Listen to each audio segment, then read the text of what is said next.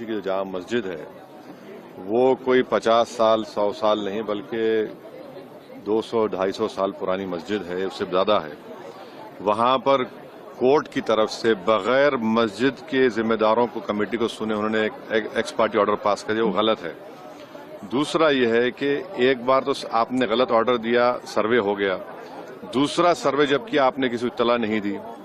तीसरी बात यह है कि पुलिस का ये काम था कि मस्जिद कमेटी को कॉन्फिडेंस में लेते या वहां की पीस कमेटी को।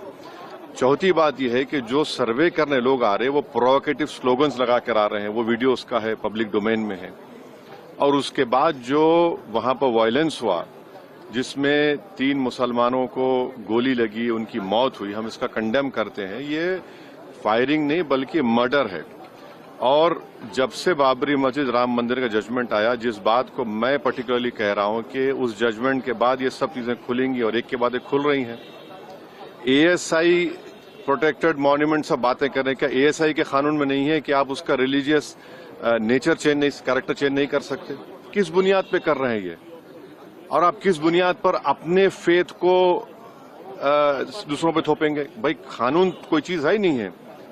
जिस दिन कोर्ट में सुनवाई होती है उसी दिन ऑर्डर हो जाता है, उस दिन सर्वे भी हो जाता है। ये तो 1948 में ऐसे ही होता है बाबरी मस्जिद में। तो ये जो फायरिंग हुई है ये फायरिंग नहीं है, मर्डर है। और जो भी ऑफिसर्स इन्वॉल्व है उनको सस्पेंड करना चाहिए और एक सिटिंग हाईकोर्ट जज से उसकी इंक्वायरी होनी चाहिए। ये सरासर गलत है, जुल्म हो रहा है वहां पर। तो संभल में वहां के सांसद पे एफआईआर दर्ज कर दिया। आप जिस पे चाहे कर लीजिए भाई, जिस पे भी चाहे कर लीजिए, जज आप, जूरी आप, सब आप, तो बचेगा क्या फिर? अब सर जेपीसी में आप लोगों ने समय मांगा है, क्या कहेंगे? जी, जैसा अभी आपने हमारे डेलीगेशन तरफ से बोला गया है, मैं उसको रिपीट करना नहीं चाहता। स्पीकर साहब ने बड़ी इत्मीनान से हमारी पूरी जितने मेंबर्स 11 नॉन बीजेपी एमपीज गए थे उनकी बात को सुना। वो बोले कि इसके ऊपर कंसिडर करेंगे और हमको उम्मीद है कि ऑनरेबल स्पीकर साहब इसका टेन्योर बढ़ाएंगे, क्योंकि आप देखिए बंगाल नहीं गई कमेटी, बिहार हम लोग नहीं गए, उत्तर प्रदेश में शिया वक्फ की प्रॉपर्टीज को हमने नहीं देखा। तो ऐसे कई, दिल्ली के मंत्री को बुलाना है, ऐसे कई स्टेट्स है जहां पर कमेटी को जाना चाहिए। वो स्टेक होल्डर्स हैं, उनकी बात को सुनना बहुत जरूरी है। सर वक्फ बोर्ड अमेंडमेंट बिल को लेकर आप क्या सोचते हैं? क्योंकि लगातार सरकार की तरफ से यही कहा गया कि जो मुस्लिम जनता है उनके हित में, मुसलमान जो है उनकी, अभी ये कानून बना नहीं। आप देख लिए संभल में क्या हो गया है। अभी ये कानून बना नहीं है। आप देख रहे हैं कि हर जगह पे बोल दिया जा रहा है कि नहीं, ये यहाँ पर 500 साल पहले मस्जिद नहीं थी। इस बिल में ये बिल आर्टिकल 26 का वायलेट करता है। ये संविधान के फंडामेंटल राइट का 26 का ग्रेव वायलेशन है। ये बिल कलेक्टर को इतने पावर्स दे रहा है कि कलेक्टर तय करेगा कि कौन सी वक्फ प्रॉपर्टी है नहीं है। ये कैसे होगा? कलेक्टर कैसा जज होगा अपने ही केस में?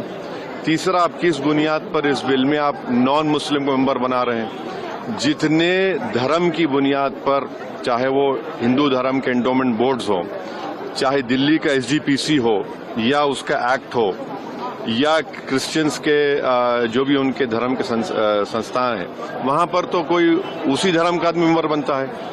आप तो कंपलसरी स्टेट वक्फ बोर्ड में जहां पर 11 मुसलमान बनते थे वहां पर आप मेजॉरिटी नॉन मुस्लिम बनाना चाह रहे हैं। सेंट्रल वक्फ काउंसिल में मेजॉरिटी ऑफ नॉन मुस्लिम बनाना चाह रहे हैं। क्यों करना चाह रहे हैं आप? ये क्या मकसद है आपका? कलेक्टर को इतना पावर दे रहे हैं। तो ये आर्टिकल 26 का ग्रेव वायलेशन है और इसीलिए वक्फ को बचाने के लिए नहीं लाया जा रहा है। ये वक्फ को खत्म करने के लिए, और वक्फ बोर्ड को सिर्फ एक पोस्ट ऑफिस बना के रखना चाह रहे हैं। तो जो वक्फ की प्रॉपर्टी है वो गवर्नमेंट की दी भी नहीं है, इसको मुसलमानों की गाड़े खून की कमाई है, तो आप उसको छीनना चाह रहे हैं। और उतना ही मकसद है सरकार का। आप देख रहे हैं संभल में क्या हो रहा है, ऐसे ही और वाकयात होते रहेंगे।